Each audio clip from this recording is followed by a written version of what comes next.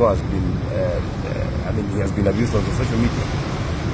Even now, assuming that Ojwang was wrong because he abused the Inspector General of Police. You actually know that in his vetting, the Inspector General of Police has 25 years of experience in dealing with bandits. He's a man that is supposed to kill bandits that are disturbing people in parts of the Republic. He's a man that is he actually has a master's in counterterrorism. Albert Ojwang. If you think about Albert Ojwang, an alumni of Kwale University, the university that I personally attended. In our university days, we used to call him genocide. It's a very sad affair. If you think about the circumstances that led to his unfortunate murder, it is deeply hurting that your father sees you arrested.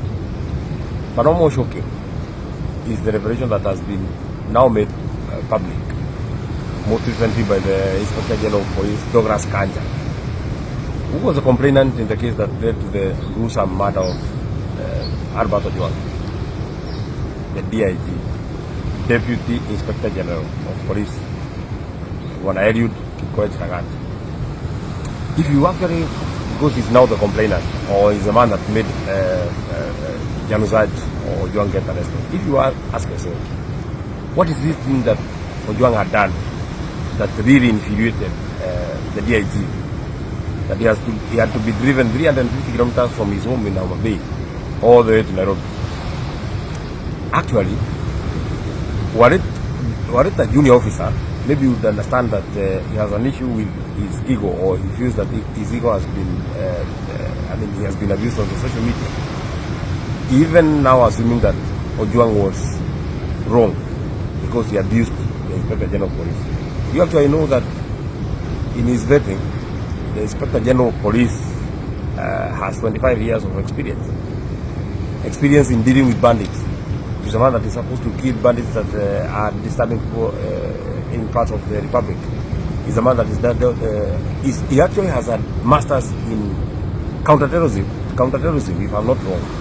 He has a master's in peace building or something like that.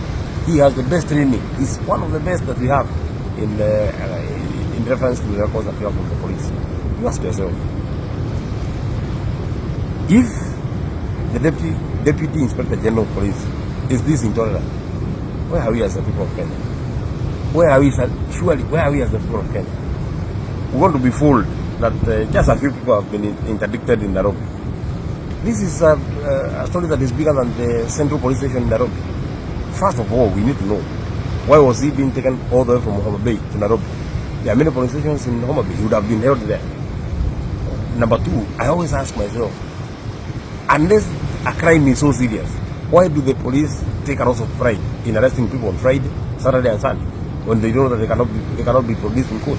Chances was just at home. Ojwang was just at home. He would have been arrested today on Monday. He would have been arraigned in court today. There are courts in Homa Bay. This is one of the most foul matters. And you actually feel bad that the culprit is standing just behind the Inspector General of Police when he's giving his account. Anyway, we are looking forward and we are fighting to get a better Kenya. This is certainly not how, as a 21-year-old teacher, you know, a teacher is a person who has committed his life to serving the nation. As a 21-year-old teacher, this is not how his life was supposed to end. This is certainly not about the tribe. It is not because it's a law. It can happen to you. It can happen to me. You can be any moment. It is happening with members of parliament. If the police are doing a canister in my own car, you always read in Kitana. A member of parliament is a security person. A member of parliament who is elected with 259,000 votes. It can happen to anybody. None of you is immune. None of us is immune. William Ruto knows me personally. The Inspector General knows me personally. All those people in government, they know me personally. I'm not a broker. I'm an elected senator, elected in the majority party. If that can happen to me, it can happen to you. And you cannot and you should not condone police brutality, because it can happen to you. You saw the tears of that parent. Those tears are not in vain.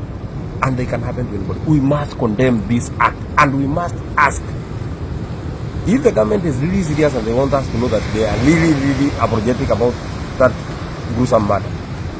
DIG Eliud Langat must be the first to be shown the door. Anything short of that is just a gimmick. It's just PR. It's just something that is meant to just cover up that matter. Son.